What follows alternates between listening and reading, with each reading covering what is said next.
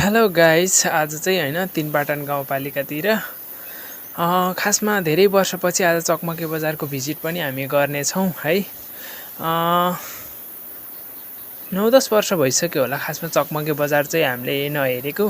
Finally आज हेर्नलाई मौका पनि मिलेको छ। हेरौँ कस्तो रहेछ, कतिको चेन्ज भइसकेको रहेछ बजारभित्र।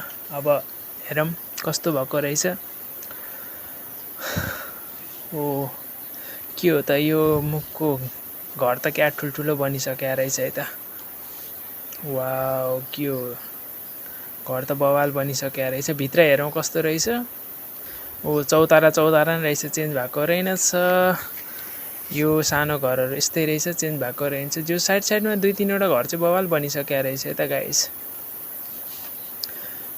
हेरौँ कस्तो रहेछ। ओहो एकदम बवाल छ। ल पुरानो घरहरू कुनै घरहरू चाहिँ चेन्ज भएको रहेनछ। ल यहाँ सब यस्तै रहेछ, चेन्ज भएको रहेनछ।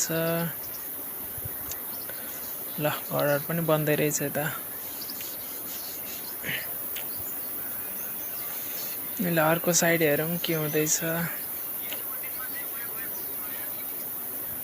ल ल ल ल यो अर्को साइड पनि यस्तै रहेछ, खासै नयाँ चेन्ज भएको रहेनछ। छोटो यात्रामा जस रमाइलो भयो। यो धाराहरू यहाँनिर एउटा मनकाउनु फोटो स्टुडियो थिए, यिनीहरू पनि खासै चेन्ज चाहिँ भएको रहेनछ।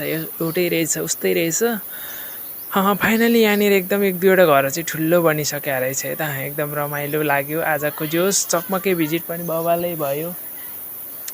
ल फाइनली तिहार पनि लागिसकेको रहेछ यतातिर। ल चौतारा